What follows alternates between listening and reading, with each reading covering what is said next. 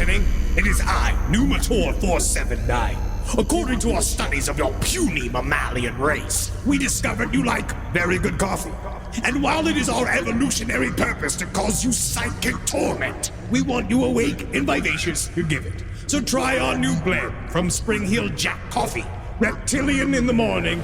Our proprietary blend of lightly roasted cacao husks will have you immediately energized upon emerging from the pain cloaca with all your slippery new eggs. Thanks, honey. Hot, I'm cold-blooded. Thanks to Spring Hill Jack and last podcast on the left, I'm ready to get out there and eat some babies. Get out of the way, Hillary Clinton. There's no place to escape to. This is the last podcast. On the left. Side stories? That's when the cannibalism started. Side stories. Yeah.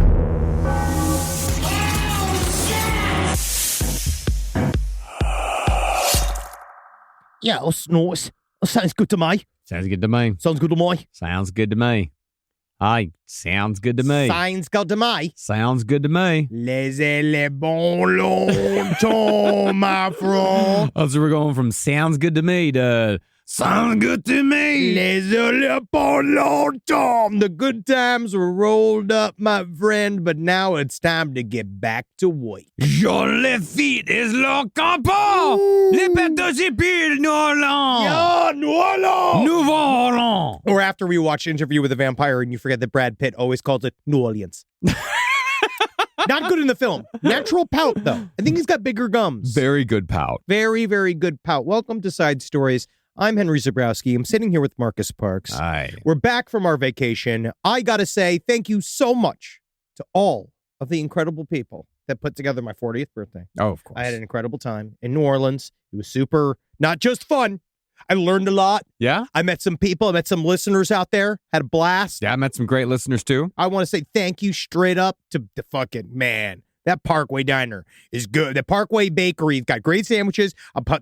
Throw that out there. Commander's Palace hooked it up. I just want to say, man, whoo, it was fucking good-ass time. I am recovering. Yeah. But I feel good. I feel like I partied responsibly. I feel like we both partied responsibly. The only night we really went fucking nuts was we went Wednesday. We went and saw that band called Game of Bones. Yeah. That was 5 trombone players. That was good. That a lot was of fucking trombones. incredible. 5 trombones all at once. Would you think that's too many trombones? Turns out not enough trombones. It is not enough trombones, my friend. I could have used 2 or 3 more. But we I gotta tell you, I am more French than ever, but it is good to be back in front of the microphone. I am 40 years old, but Natalie described it now. I'm no longer like an old version of young. Yeah. I'm a young version of old. That's nice, isn't it? Yeah. Wow. So I'm like a boy again. I'm a child again. Why is that depressing to me? It is. Because if I were to chase for it, because then that real mindset leads to veneers. And then you see me with the big fillers, like the big, me going like, Marcus, I just have to say, I cannot live without the lentil soup at Erewhon. Like, I cannot live. I will die without it. Oh, my God, I miss seeing Crystalia there. Oh, my favorite man to see at the Erewhon, just freely spending his money. Love to see him. But that's not even why we're having Marcus on here today. It is not. Obviously, everybody wants to hear about Eddie. We're going to get to the updates from last week's episode or before the vacations episode. But first, I want to talk about that we got to experience something extremely special. We worked with the group, and I've been singing their praises for a long time, and they did not disappoint. They are truly some of the best in the business. French Quarter Phantoms is a ghost tour company. New Orleans, we work with them all the time. I've mentioned them a lot. Ghost tour and they do great true crime tours as well. But something special happened. So one thing I wanted to talk about that we didn't get to spend time for, it was like the first time I ever got to see the LaLaurie Mansion open. Mm-hmm. I tried everything in my power to get inside of the LaLaurie Mansion. And it's very difficult. Yeah. But I was outside of Verity Mart waiting for a sandwich, and I looked up because Verity Mart is across the street, it's catty corner to the LaLaurie Mansion, and I have never seen it open before. Mm-hmm.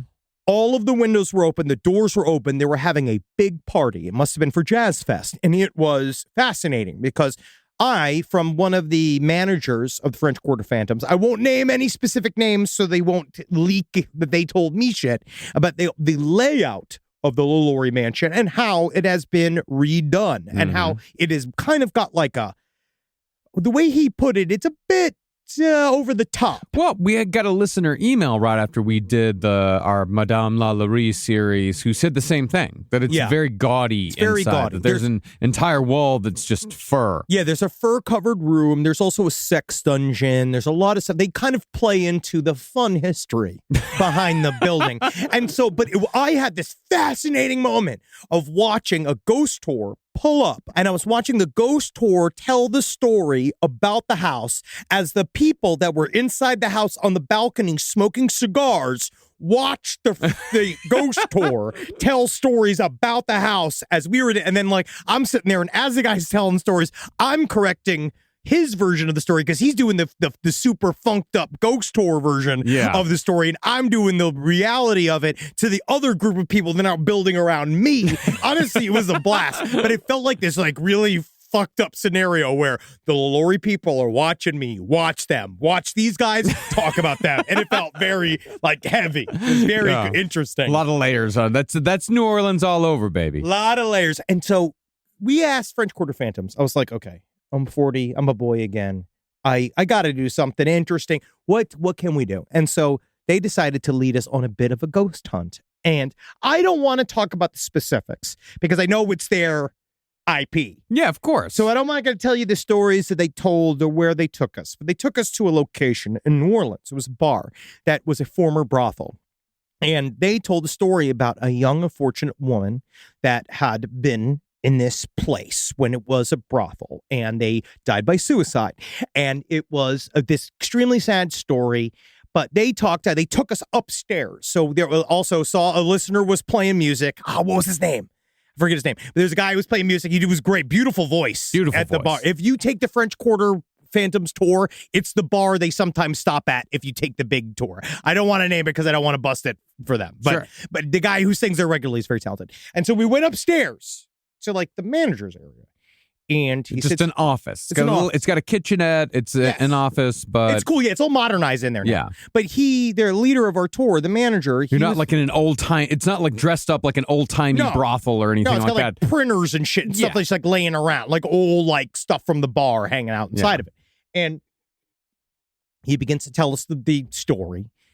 And then also was really funny is that our specific group, I love our crew. So it's all of it's Murder Fist and various members of LPN, and we're sitting in this little tiny room, and he's telling the story, and he's like, it's basically sort of explained about how New Orleans is based off of the work of enslaved people and sex workers, pretty much. Mm-hmm. The entire town was built on because it was 5-to-1 men to women. Yeah. So they had to truck in sex workers, quote unquote, truck in. They always get stuck in traffic. That's crazy. They should travel. They should travel from noon to 3. And so they get in. They basically every brothel in New Orleans has got a different flavor. They got a bunch of different things. They got a bunch of different styles. One which he said, I want you to guess. He said it would say every other form of sexuality possible. But then the one thing they would never name that was always forbidden was sex in the French fashion. And so he's like, let me guess. Can I ask any of you guess what the French fashion is? And we're all like, pissing in a dead woman, sucking out the piss, carving the eyes out of an infant, shitting on the dead infant's face, and fucking the infant. It's eating shit. You take the shit out of a dead man's ass, and you stuff it inside a lady. You eat the shit out of the ass. And he's just like, no. It was oral sex. And we're all like, okay. You asked us. You asked me. So that's French style, huh? Oh, yeah. Oh, oral sex. I thought it was when you shove a wedge of brie inside of a dead girl, and then you look to see if you could see it in her mouth. It's like, no, people were unhygienic. So it was blowjobs. And I was like, oh, interesting. And so he tells us the story, and he's like, so this room has gotten some activity, and I have various tools, and he put out a ghost box, which we always kind of feel like, I was just looking to have fun. I was expecting nothing. He's bringing out toys and letting us play with them. That's it. That's really it was. It was like we were walking around. Not guiding us, not really just giving us toys. We had a couple of EMF readers. We had a couple little things that were they would light up for various temperature changes and EMF changes. And there was a ball, like, he put a ping pong ball out, and he was like, but one of the things that he used, which I had never seen before, which is two sets of dowel rods. And so what they were two metal, like, kind of like sleeves. You call them diviner. Yeah, they diviner were diviner tools. Yeah, but they weren't traditional diviner tools, which are done in sort of like a stick, like a wishbone. They're not dowsing rods. Yeah, it's not a dowsing rod, but it's these two things, these two sort of things. So they were metal rods in an L shape that would go in two little tubes that you would hold in your hands. And they're kind of loose. The two little L-shaped things are like kind of loose, and they're able to swing back and forth. Yes, and so basically he said, we like to set up a series of parameters, what goes on in this room. So we set up our, like, okay, stuff for, like, we'll turn on the ghost box and we'll let that roll. And what we'll do is we'll kind of generally talk and introduce ourselves and hang out in this room and see what happens. And these dowling rods, we'll set up this idea that we'll ask questions, and the dowling rods, if they swing wide, opposite wise, it means yes. But if they cross over each other, it means no. And we're like, all right. So we kind of like futz around for a while and do very shit. And then Jared, one of the members of Murderfist, he picks up the dowling rods and he's fucking with it. And he notices that they stand straight. So it's like you kind of balance them so they stand straight. But the one thing is that they didn't stay straight for everyone. No. It's like, I couldn't use them. I had them and they were flopping all around. And I was just like, I can't do this. There were a few people who grabbed them and like they're flopping all over the place. But, some people, you grab them and they just go straight forward. Pin straight. And so he started asking questions and the thing started working. So he asked several questions defining what they were talking to. We said, is this an entity that's attached to this property in some way? I mean it. They just open to yes. Started asking, like, are you the person that's the subject of the story? Close. To X, to no. And he said that not only were they, and I watched it, I have pictures of it, and I'm standing in front of him reacting to it. I mean, he went white as a sheep. There are 15 people watching him. Yes. He not only went white as a sheep, but started sweating. Yeah, yes. And so he said when they crossed, he said that he couldn't pull them apart whether he wanted to or not. They sort of linked like they were fucking magnets. And then he linked across. And we all sat there. I mean it. It was wild. Other things started going off. Like Natalie was holding an EMF reader in her, like on her lap, and it bounced off. And Jared then said, "Did you just try to speak to Natalie?" And it went swung open. Yes. We all fucking freaked out. Everyone's just like, holy fucking shit. Then he's like, there's weird kind of garbled stuff coming through the ghost. The radio. The spirit box. The spirit box is running this entire time. Yeah, by and the it's way. kind of like mumbling's coming out. And our leader was like, see, the thing here is like, so what it wouldn't just say random things. If it says stuff like there's something struggling, either coming through or something's pinging this machine and it's doing something. Jared then asked the question, are you having problems using some of the high-tech toys that we're using right now to communicate with us?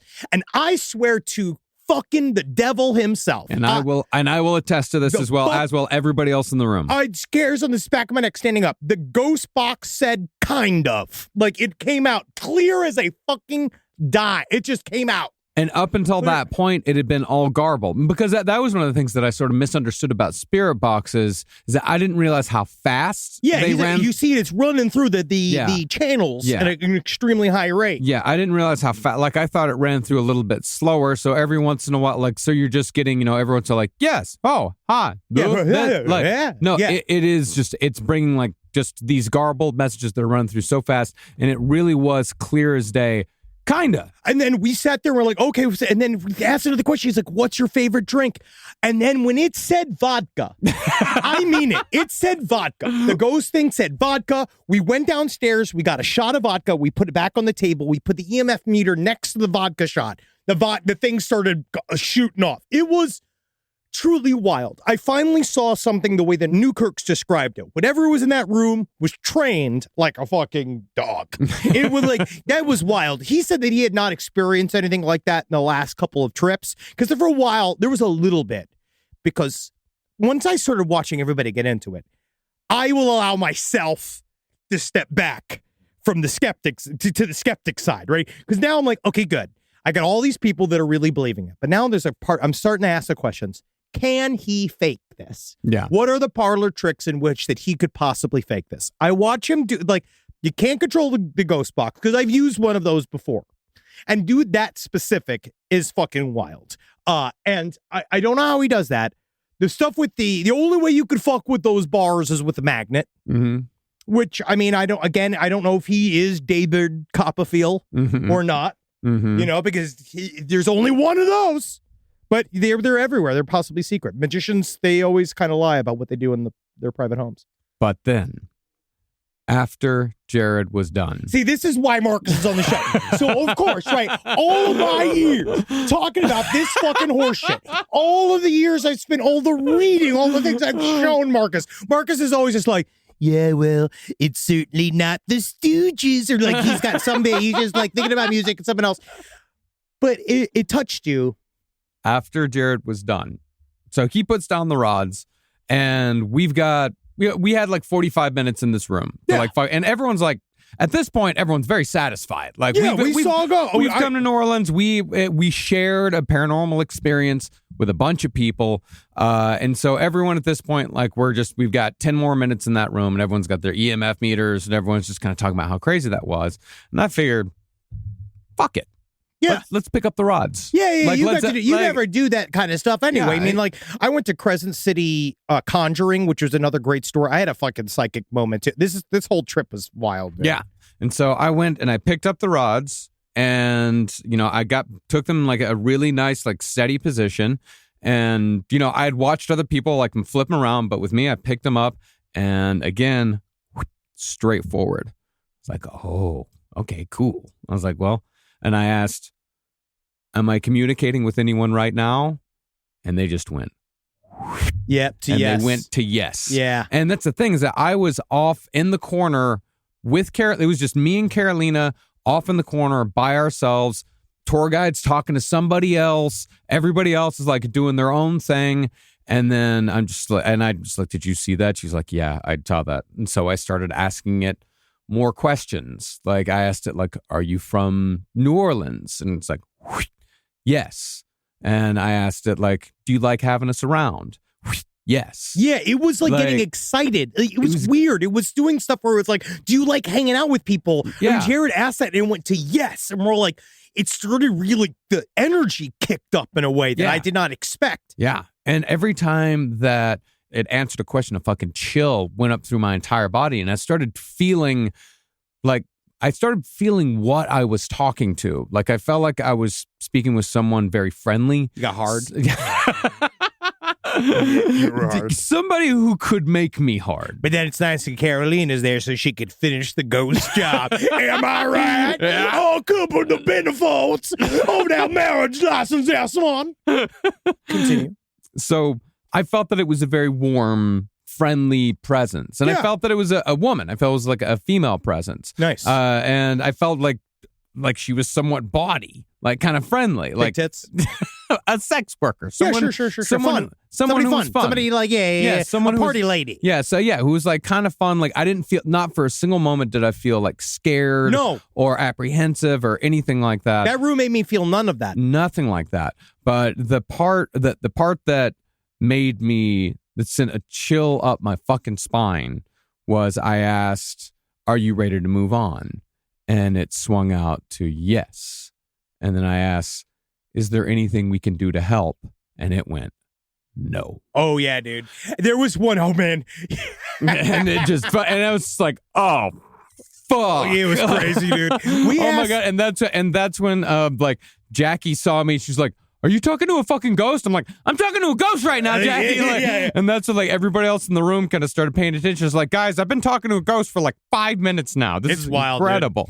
And the picture, you can actually go to my Instagram at Marcus there. Parks. You can see the moment, and you can see the rods in the yes, but like going into the yes position. And I honestly, y'all know me. Y'all know me. Y'all know what I stand for. All right. And yeah, I can be considered gullible. I consider me an experimental person of thought that just kind of dives in. And I don't know. I don't really even care. I don't care what's real or what's not real because all I fucking know is fucking.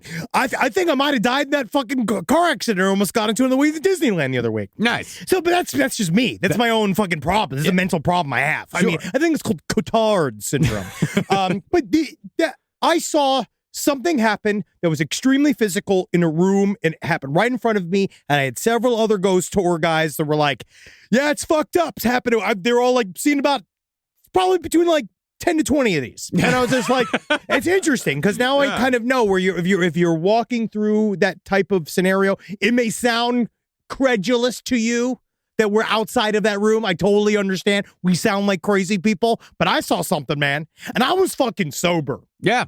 I was as sober as I could have been. Yeah. Because I had gotten drunk earlier, and then I went to sleep. I had a nap, and then I woke back up, and I sorted myself out. Yeah, I was sober as well. Yeah, that was very, very interesting. Like I had, like that's the thing is that I can say that night I both saw and experienced something truly paranormal for the first time. I experienced the paranormal, whatever the fuck it is. I don't know if it's an actual person, an actual spirit. I felt an actual presence speaking through me. Yes, and I want to thank French Quarter Phantoms. Thank you, Jesus, for popping my hymen. Thank you for making my butthole big for ghosts. So it's I didn't experience it myself. I just saw it from the side. I don't know what you'll experience if you take a ghost tour, but especially that kind of environment, I expected nothing to happen. I expected absolutely nothing. I expected us to fucking wander around a room with a bunch of toys for 30 minutes and then make a bunch of jokes,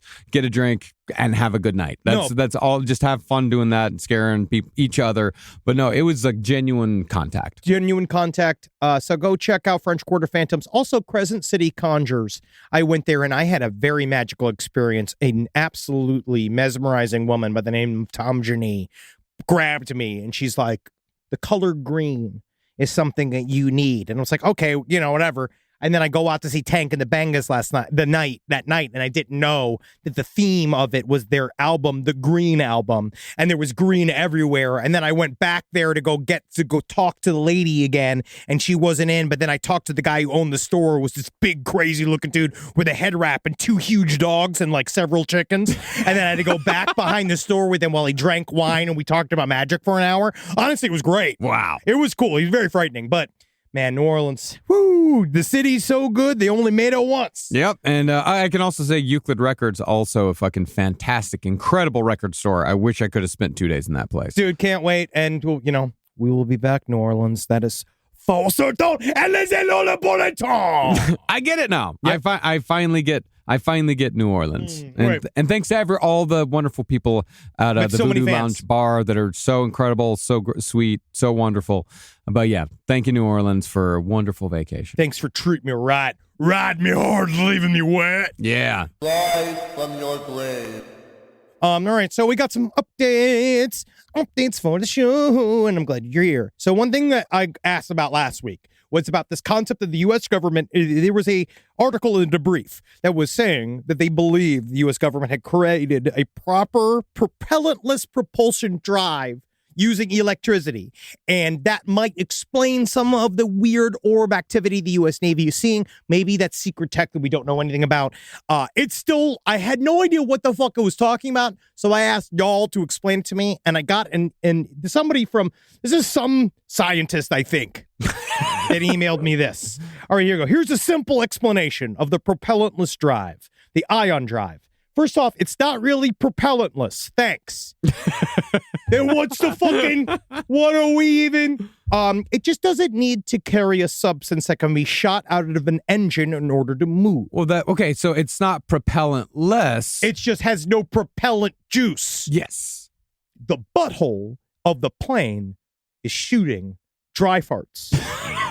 Great. You're with me now. Yeah. The oversimplified answer is the plane uses a very large battery to magnetize the air passing under the wings of the plane. The magnetic air is then shot backwards, forcing the air backwards, just like any plane with a propeller. Oh, that's how propellers work? I don't know. Wow. Actually, I don't even know what that means. But that is as simple as we could get it.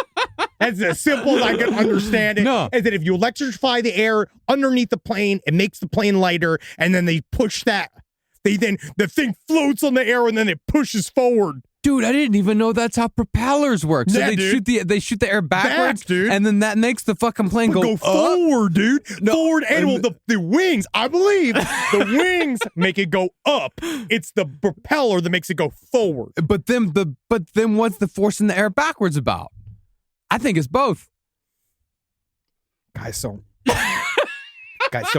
please don't ask us anymore about this. I just asked for the simplest explanation possible. Because that's not how fucking planes work. Dude, I still don't think they work. That's a secret. That's a secret I have. I still believe planes work on faith, which is actually very scary. It's called an anxiety thought. And you know what I've learned to do? Experience it and let it pass over me. Because I'm new now. Yeah. I'm young old. God, All right? I'm just a boy. Look at me. There you are, Henry. There you are. I'm just a child. Old. I might be filled with fried shrimp. I did not have a meal that didn't have fried shrimp for 5 days. I went into withdrawal yesterday. I felt like a walrus. I was like, where's my I had grown so accustomed to fried shrimp being just a part of my every meal that when yesterday I had to make a fucking salad because I also kicked my doctor's appointment to fucking 2 months from now because I'm cheating. I'm going to get you right. I'm sick of fucking this doctor giving me shit. All right, so I'm coming in there, brand new guy. Yeah, you don't want to go you don't want to go for a fucking blood checkup for your cholesterol right after a trip to New Orleans. You want to know what I did to fucking counter everything? Hammered Saturday night, bought a NutriBullet to make smoothies. And that's literally what I thought in my head. I was like, we're gonna get right. We're gonna get right with the Lord. Did you do it at the bar or at the hotel? It was at home. We were at the house. All right. Okay. Here's another update. So I asked the extremely important question, can you fuck Grogu? Okay, yeah. I was wondering about this. How did the context? I don't know. I don't fucking know what the context was. I know that it was talking about how Grogu, if it is indeed a creature that lived, Grogu, the baby Yoda, is in human years like 50 to 100 years old. So for me, would it be legal for me to fuck baby Grogu? Right. Because on Earth, it's of age. Now, that's apparently, it's a horrible question. But I got extremely interesting I don't know answers. how you didn't answer that question all on your lonesome. Because I'm again saying if Grogu is 100 years old and for some reason that makes me hard, that little baby thing makes me hard and I want to fuck it, technically for me it should be legal, but it's not. So according to the Harkness test, this was sent to me. I guess it was named after Jack Harkness from Doctor Who. Yeah, from Torchwood. He's a guy who fucks everything. Yes. And so the question is from Tumblr back in the day, which is number 1, do they have human intelligence or greater? 2, can it talk or otherwise communicate with language? 3, is it of sexual maturity for its species? So I do understand that. I think that I don't know when Grogu gets to. Yeah, Grogu is 50 years old at the beginning of The Mandalorian. Because, yes, so he does appear as an infant. But yes, they do. Yes, he's 50 years. But fortunately, but for me, so he is a baby Yoda. So I can't fuck it. Yeah, you really can't. Well, this was my favorite email that you I got. You would also probably destroy it because the size of your penis and the size of its orifices. That's why I'm fucking it. Obviously. Oh, so you're asking if you can legally fuck Grogu to death? Well, fucking it's going to kill it. So, unfortunately, it's going to be part of the process. Well, that's the thing is that then the legalities of it is in murder. Well, no. I mean, again, we have to get to that part. We have to see if murder, it does result in the actions of the defendant. But I got a great email from a prosecutor. I'm a prosecutor in Oregon. To answer your question regarding whether there would be charges filed regarding sexual contact with a species with a vast age difference, the short answer is yes. The long answer, regardless of human age and an intergalactic species age gap, Grogu likely cannot fully consent to the sexual contact. Grogu would also likely be determined to be of diminished capacity, meaning Grogu is incapable of appraising the nature of your conduct. Grogu also may be determined to be physically helpless due to his size, though a defense that could be used because of his use of the Force. It's not the age that the court or jury would determine, but rather your mental state, the action taken, and Grogu's mental state. You intentionally or knowingly made sexual contact with Grogu in which Grogu could not reasonably appraise the situation.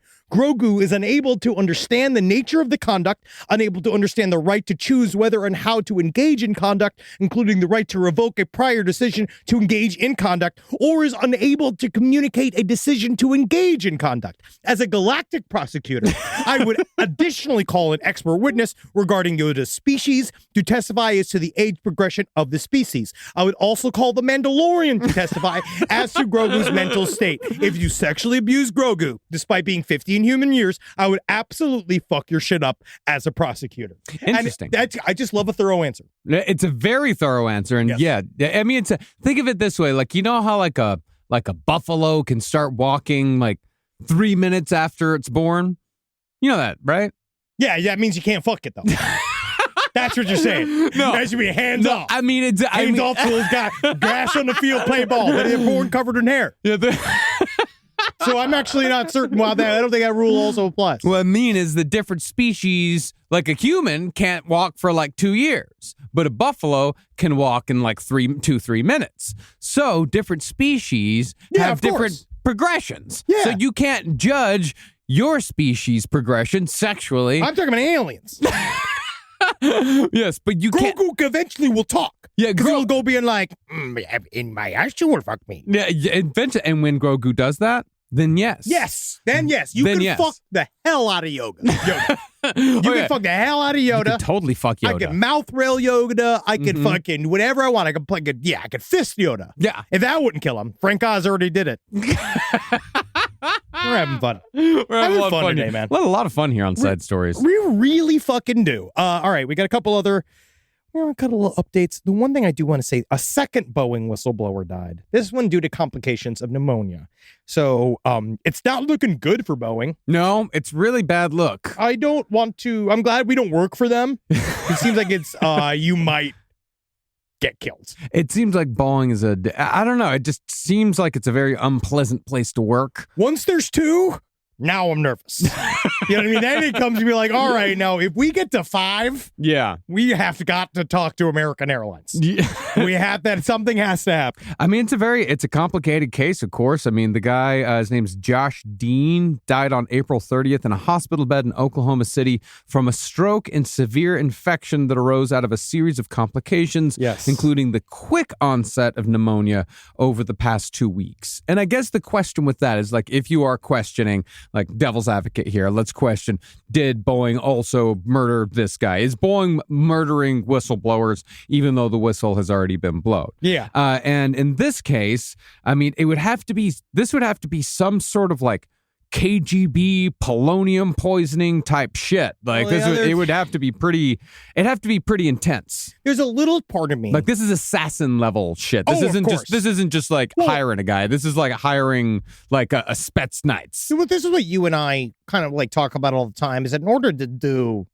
like these type of moves, it's like one end of the spectrum or the other. Like it's one end of the spectrum is that Boeing hires specific private company mercenaries to kill in order to fuck with the lives of they basically to stop whistleblowers even though they've already done the action. The argument would be made is to prevent further whistleblowing. Yes. If you are a whistleblower, this will happen to you. This will happen to you. That's the argument. So that's one line of thought, which is like at some point, if more of these rack up, that will get more and more traction, right? But it's pretty crazy. It's hard to hide.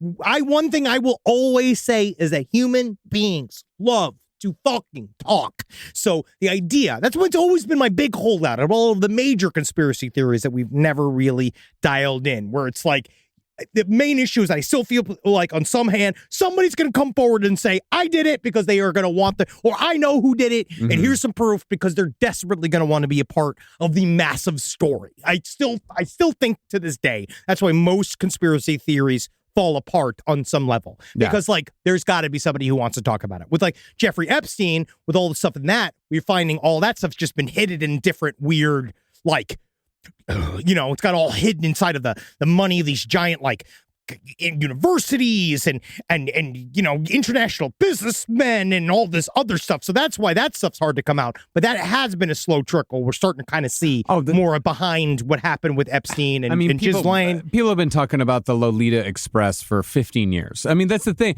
is because these things become sort of like open secrets. Like, think, for example, Harvey Weinstein. Everybody knew. Everybody knew about Harvey Weinstein. Yes. Like, they were making jokes about it in the fucking Oscars. Because he was a serial rapist. Yeah, he was a serial rapist. And it was like an open type of secret. Because that's so, to your point of like, people talk. Yes. They fucking talk all the time. And people talked about Epstein. Same thing. Boeing, it's now, we're in this, like, they're a massive public company. So it'd be a little bit harder for them to get away with it. And then there's the other side of the spectrum of, it's real stressful to be a whistleblower for Boeing. Yeah. You know what I mean?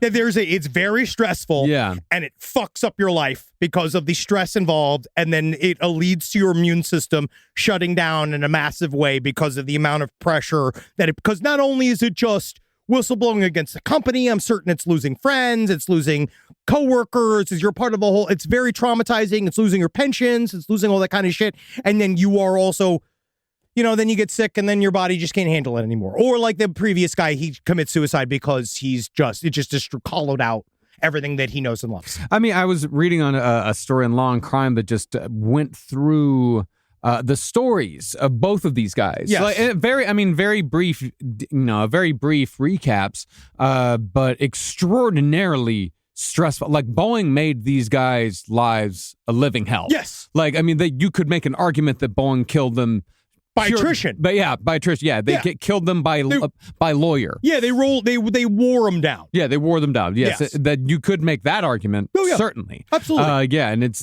definitely not easy being a whistleblower. No. But I mean, I don't know. I can't say one way or another. I'm not going to say that they definitely had both of these men killed, but I'm also definitely not going to say like, Boeing is an innocent corporation. Corporations have to be defended. That's the backbone of this country. God, you see, as a 40-year-old man, I finally understood. Sam Walton. I sit with a picture of Sam Walton, Andrew Jackson. My two favorite guys. Yeah. I've just been hanging out. Those are my new heroes. Yeah. I just love it out here. I love it in the 40s. Man. Yeah. I love it. But yeah, I don't know. Just wait till you join me in your World War II obsession. And not just about the Nazis. Wait until you get obsessed with the battles. I can already see me just slowly, like, you just see all these figurines being like, as you see, when the Third Army arrived to Gettysburg, they came with 4 counts, cannons 3, 5 different carts of wheat, shovels, maneuver, firing maneuver, building maneuver. All that fucking shit. I can't wait. Yeah, come to me when you have like really strong opinions on like the army's movements during the Battle of Bastogne. Oh, I can't wait. Yeah, we're going to be doing a history series this summer where we're going to get real deep and just chill. Yeah, it'll be real fun and deep. Rise from your grave. All right, so here's the story. One big true crime story I wanted to get into for the week was this true mystery that is coming out of South Carolina. This is very, very interesting. A lot of true crime, huge true crime stories coming out of South Carolina these days. Well, it looks like, it's technically, I guess she died in North Carolina, which is actually very sad. So this is the story of Mica Miller. Now, Spun is going to be covering this in a lot of detail on the stream, so you might want to go check that out. Amber and Natalie have been doing work on this for the last couple of weeks when the story came out. But it's fascinating. Mica Miller was found. She had died by suicide in a park in North Carolina. Now, allegedly. This is how it starts. Her body is found. Mica Miller is the wife. She is about 14 years junior to a pastor by the name of J.P. Miller. He was a pastor for his own self-incorporated church, the Solid Rock Church. That was his place. Yeah, I know. It was just Solid Rock. Solid Rock. Welcome to the heart is the Dickens Church. Guess who didn't have a solid rock in the 4 days that he was in New Orleans? Me. And so I am concerned for the heat of the liquid that has come out of my butt. So Mica Miller, she was found dead by suicide. She is the wife of J.P. Miller, the pastor at Solid Rock Church in Market Common. Now, this guy is a real piece of work. So he came forward and he kind of started with this sort of like AstroTurf campaign of Mica had always suffered from a suicidal ideation. She was troubled. She'd been hospitalized several times. We'd taken care of her mental health. It was a struggle. He accidentally revealed in a sermon that he knew that she died by gunshot wound. Very interesting, because he was out of town when it happened. So this happened on April 27th is when she was found. April 26th, we start to see that there is a threat. So Mica Miller had been telling friends for weeks that she was in danger, that if she was found, literally with the word said, found with a bullet in her head, JP did it. Now, JP is her husband. JP Miller, the pastor. Now, I don't want to surprise anybody because I know it's so hard because we take the church and the community the church brings, we take it so seriously here. And especially like self-incorporated churches, like churches that are just like some guy decides like, I'm just going to be, I'm the guy. I'm a church God now. loves me most. I'm a church now and I don't have to pay taxes anymore. Because that was a big thing. Yeah, we really have so much respect for those guys. We really do. So JP Miller, he totally sandbagged his wife. And it turns out Mica Miller was being repeatedly abused at the hands of JP Miller. Now, the way we know this, and the reason why her death is now going to be under investigation, is because of she took it upon herself to chart these things with the police. She called the police several times on JP for domestic assault, a destruction of property. He had been arrested, all this kind of stuff. They had been working on it. He was like, they knew that they were a troubled couple, but the community, I guess, didn't. You see, JP Miller met Mica Miller when she was 14 years old, when he was 27 years old, already married to a woman with 5 kids. Ooh. He then spent the next year, some people say grooming, I say building a wife, for the next 4 years until she was legal, and then he dumped his wife and married her. Now, she has been utterly under his control ever since, apparently. So she was like a big part of their 12 church. years. 12 years. She had been essentially, according to her, held captive by this man for a very long time. So in the days leading up to her mysterious suicide, she was saying that she was being actively stalked. She said that her tires were being punctured. She had found a razor in one of her tires. She found an actual tool that you could buy off of Amazon to pop tires. Did you know that you could just buy that on Amazon? You can buy all kinds of weird shit on Amazon that you should not be able to buy. We got to start buying more spy tech. That's what I want. I was always obsessed with spy shit. Dude, there's like a spy tech. There's a spy store over near the Gelsons, like off of Ventura. We should go. Dude, it's got a neon. It's got a neon sign. Yeah, we should go. We should go to get. Yeah, that'd be and fun. it's right next to a bar called like the Black Hole. Yeah, let's go. I can't wait. I always had one of those things where you could listen to a conversation across the street, like the Dish. Yeah, it was one of them. Yeah, let's just have a Saturday. Yeah, honestly, this sounds like fun. You got to have fun with it, guys. And so Mica Miller, she said she'd been terrorized. She started getting anonymous calls from these blocked numbers. She started blocking the numbers, getting calls from different numbers saying, I'm going to kill you. I'm going to find you. I'm going to fucking kill you. She then called the police saying, this man, I know who this man is. I know who it is. They have not named the person after because they're still trying to figure out. I think there's a lot of like, obviously it's mid-investigation, but it's fucking JP. Yeah. So somebody was like coming at her. She said that there's a bullet in my head. JP did it. And then she leaves. But what's really, she left for work. She was supposed to go to work. She made plans for the week, which is not uncommon with people who die by suicide, but it's strange. But the weirdest thing was she made a 911 call after all of this, where she made and on the call, she said, can you track my phone? I'm going to commit suicide. And I want my family to be able to find my body. Mm. And so she was found in that way. And the coroner came out and they believe it does look like a self-inflicted gunshot wound because there were some rumors talking about how there was like, maybe it was in the back of the head. But that's also like where things fall apart again. Because now the families have separated. JP Miller will not be with Mica Miller's family. They are having their own like vigils for her. And he has now actually been let go from his own church. His church has been shut down. But because it's time for healing. He's got to go heal. Of course. But he does have an alibi. They know that he was out of town on the 26th. So she was found on the 27th. And so they know he was out of town. He might have been able to come back in town to do something like that, but we don't really know what's happening. Yeah. But if you watch and you read something, they're going to go much more in depth tonight on Spun, and you really should check it out after because they really go deep into the details. It's just very, very frightening. And so now there's like talk that JP Miller definitely has a side piece by the name of Susie Skinner, whose husband also mysteriously died. Everybody's reading about Lori Vallow and Chad Daybell and just copying the process. Jeez. Have you been following the Chad Daybell trial at all? Not the trial. I'm familiar with the story. Dude, we got to do a whole thing. The Chad Daybell trial right now is fucking insane. It is insane. They were all in it. Yeah. They were going to go and start like a tent city. It's all this idea that they thought that they were the one. Why do these fucking sacks of shit with these, like, I know I'm God's gift. Yeah. That's because I'm incredible. Okay. But how do these guys go? And also, your mother told you. Every day. Yeah. Every day. I mean, you can trust her. Oh, she's never lied. Yes. She has lied many times. But there's something about these fucking guys with bodies like big Ziploc bags filled with fucking yogurt that they just think that the shit. Chad Daybell thinks he's the shit. Dude, it is America. It's just, this is America. Like, America is built on this foundation that you can be this guy, that you can create your own religion. Hey, you just turn me around, buddy. You just convinced me. I'm back in. But no, it really is. Like, America was founded on that principle that you can be this guy. You can be whoever you want. And just over the years, the Puritans coming. We can be whoever the fuck we want to be here. And then, you start getting all of the country tis of the sweet land of liberty, of the icy. No, Daddy, I'm not a zombie.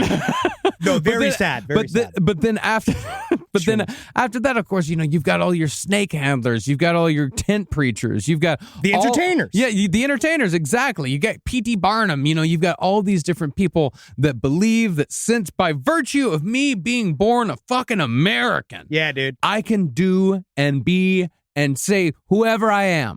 I can choose who I am. We LARP to the death in this country. Actually, I'm reading a book about it right now. But it's the best. That's basically how America has LARPed itself to death. Yeah, that's what it's also. It falls apart at the end, but it's still very good in the beginning. What makes it fun? It is that's the thing. That's the paradox of it, is that it's both what makes us who we are, makes us successful, and it's also going to be our death. You know what I've also never understood? Why are the college universities mad about the kids protesting? Isn't that like the whole point of college? Don't they create like an area? Should they create like a giant like jungle gym for them all to sort of like you got like in prison? Oh my God. Where you create like, here's the neo-Nazis, here's the black Israelites, here's the Swifties, here's the transhumanists. Like, dude, you just put them in a big square and you let them all fight each other in big like government like sumo suits. Isn't that what they're supposed to do in college? Fuck no, bro. You're supposed to fuck with the system because dude, exactly. Back when I was in in college, of course, 2001 to 2006, this during the Iraq War years. Yeah, dude. They gave us a free speech zone. Yeah, we had a free speech zone in Florida State. And we were fucking pissed off because like, fuck you, bro. This whole fucking campus is a free speech zone, bro. This entire fucking country is a free speech zone. I'm really proud of these kids because they're also learning all of the lessons they were taught in school to avoid school shooters, to go against the police that are trying to shut down the protesters. They know how to make barricades. They know how to avoid shooters. It's like they're all trained to avoid police now. I mean, big ups to the kids. You got to fight it at college because where the fuck else are you going to do it? Because that's where you do it. That's where you got to do it. It's always the students, man. It's always the students doing this shit. But to come back to this story, J.P. Miller, they're investigating right now. We have no idea what's happening. Again, I should have said this at the very top. He's innocent until proven guilty.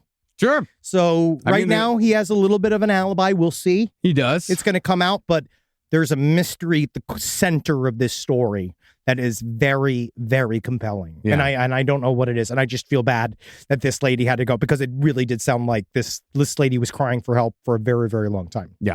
And it's hard because they believe they have God on their side. So why would you doubt them? It's real. It's real hard to argue against that. That's what once they really settle into that one. Also, J.P. Miller's son has also been arrested on domestic violence thing. So he became the husband his father taught him to be. Yes, it's very sad. All right. Well, that's a sad story. Here's a good story. Shitting is a crime in this country still, and I don't care what you say. You keep your shit inside of your home. Detroit, we feel your pain because we know a serial pooper is in your midst. This is true. A serial pooper leaves messes on gravestones, headstones at Northview Cemetery in Dearborn. Now, Apparently, a man is coming to this area. It's a Northview Cemetery. They don't know why. It was established in 1883. They said he's wearing a hoodie, black sweatpants, black hoodie. He's coming in. He is straight up massive caca. Dookie out the bazooki over many, many graves. I think it's happened. It said he's here 7 times in 2 months. Wow. Find it interesting. He said one of the only graves he has not shat on, the gravesite of actor George Papard. Yeah. Who started with Audrey Hepburn in Breakfast at Tiffany's. George Papard, also from the A-Team. Wow. Yeah. Maybe he was a big A-Team fan? I'm thinking he's a Gen Xer. And so they don't know what to do. The police department, the Dearborn this Police is Hannibal.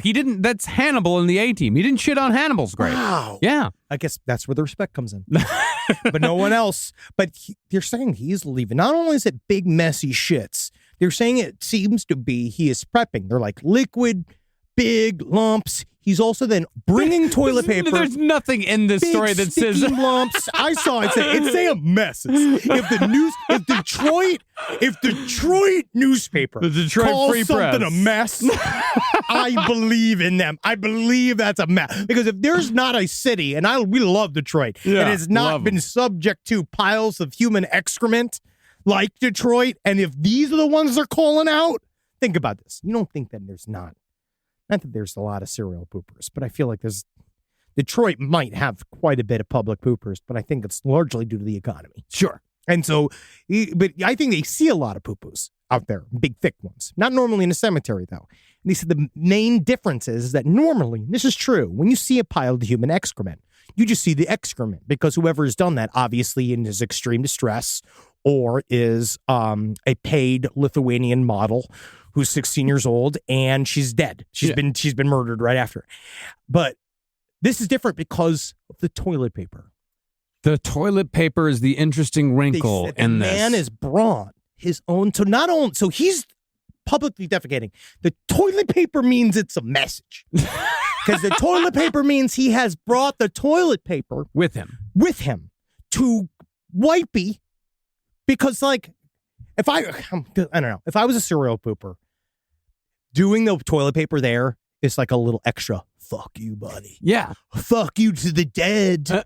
Which is also, I don't know why you're saying fuck you to the dead. Well, it's more litter because poop is biodegradable. Yeah, poop is just poop. You could put a flower in it. You could put a bunch of seeds in that, and it would grow. Yeah, but not after New Orleans. No. But but if you had a bunch of normal meals, toilet paper is pointed. He's making a point there because normally if you're shitting, do you remember the man who sees the curse of the man who sees UFOs when he shat his pants when he saw the UFO? Yep.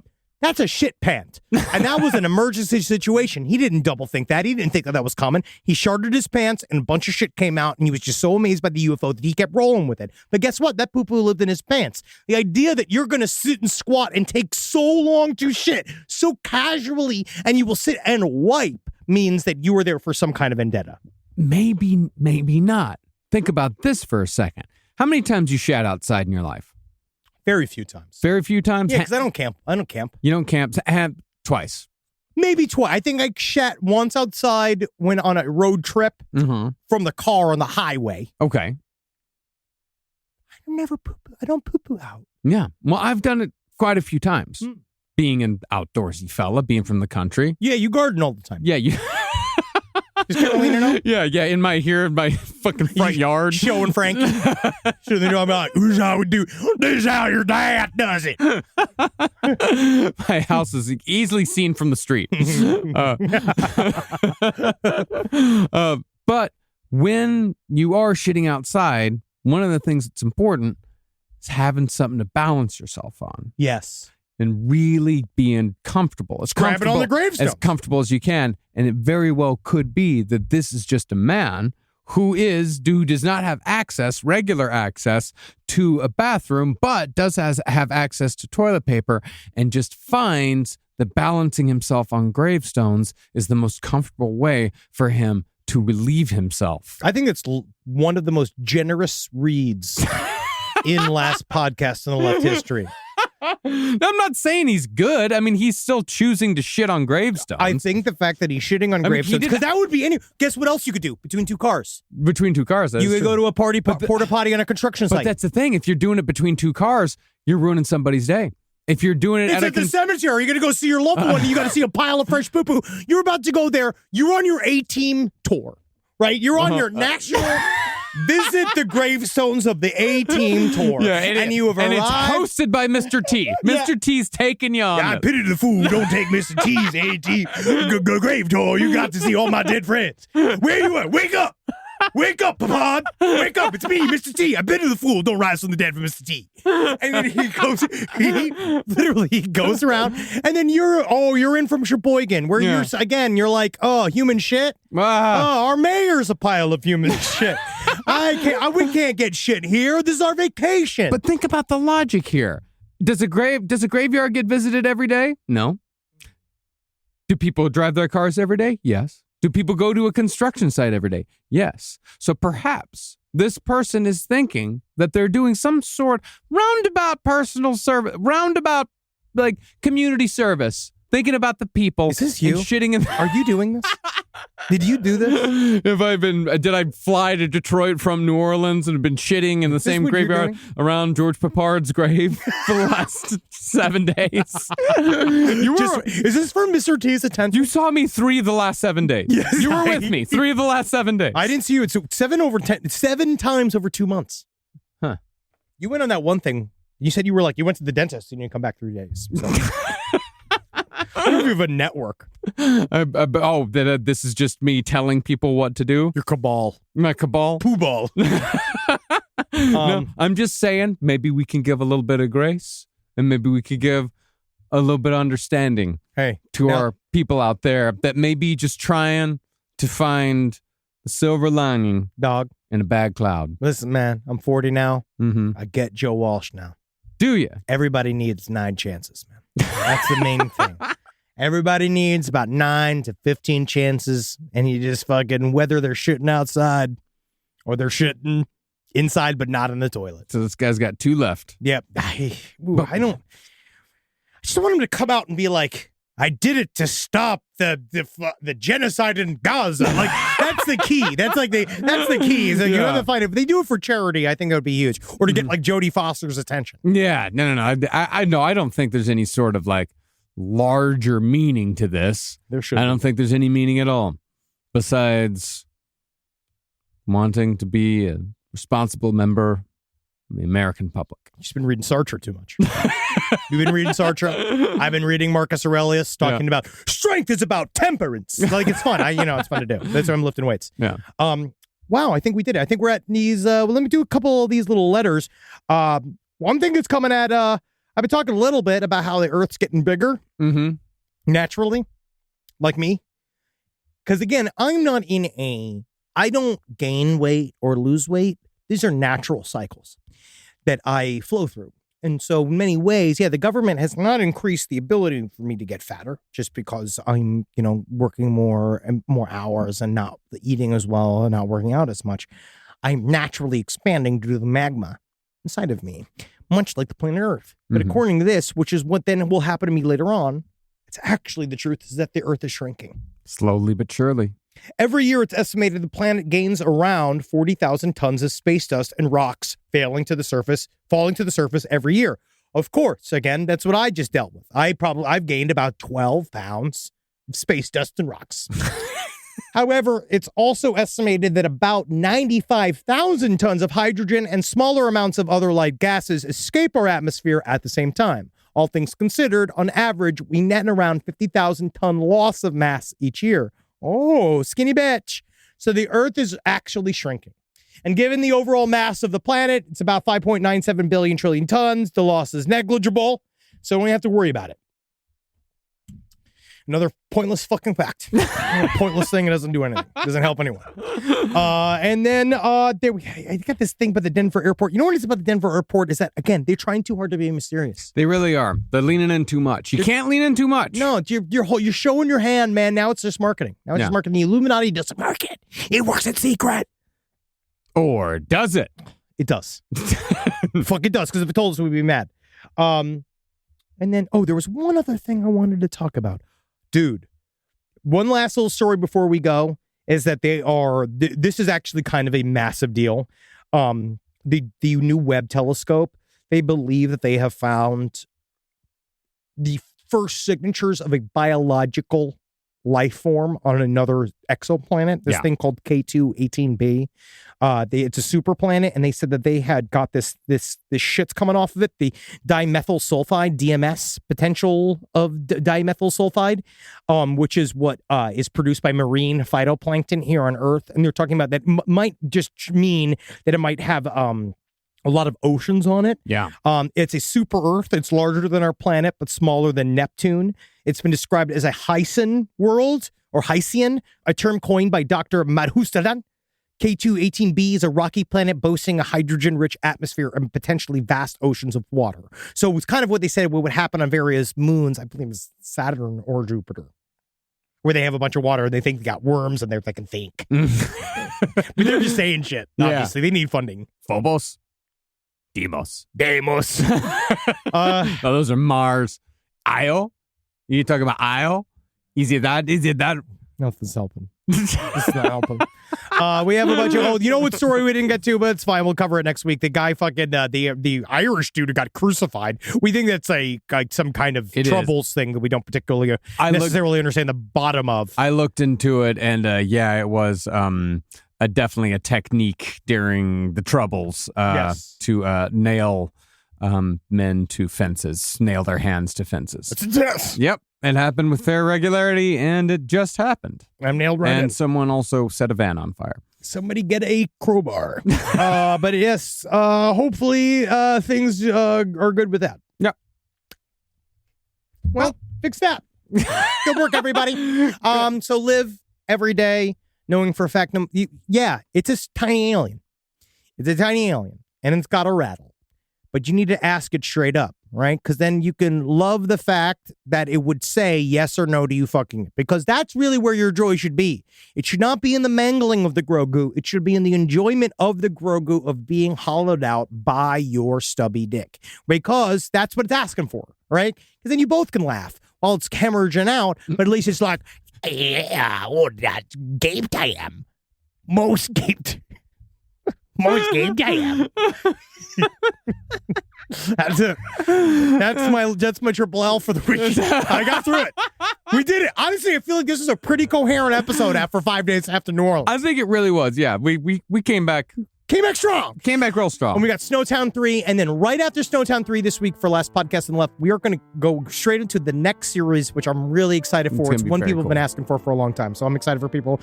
I'm excited for it. And it's certainly it's tangentially related to the story that we told in New Orleans. So I'm really excited to get into this subject, having finally experienced something myself. So it'll be I'll have a new point of view on it. It'll be nice. It's going to be awesome. I cannot wait. So go to patreon.com/Last Podcast on the Left to watch Last Podcast on the Left video style with our faces on it. And then you go to TikTok, that LP on the Left, for the next year or so. And then go twitch.tv/LPNTV to watch us Wednesday. Spun is going to be covering that Mica Miller story in very thick detail. And then we come see us on tour. Go to lastpodcastonTheLeft.com and see us. We're basically sold out of Denver, but we're very, very close. So if you want to come to hop on that, that'll be sweet. We did our practice shows. The audiences seemed to enjoy it. Yeah, we had fun.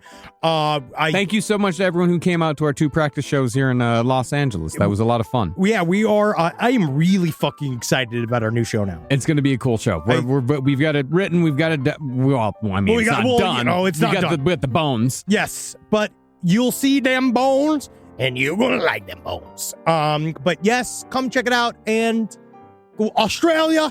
See us in Australia. We are working on that missing live stream for you guys. Yeah, that was forgotten. They got lost in the shuffle with all the things, all the horrible shit we went through. So, but we are coming to you. We're going to have that for you. We're figuring that out momentarily. Eric gets back next week from he's a Paul now. Give it up for Eric. Tell Eric if you see him on the street, congratulations for being a father. And I think that's it. I think that's all. Thank you so much for listening, everybody. Hail Satan. Hail game bye. Bye. It's a goodbye. This show is made possible by listeners like you. Thanks to our ad sponsors, you can support our shows by supporting them. For more shows like the one you just listened to, go to lastpodcastnetwork.com.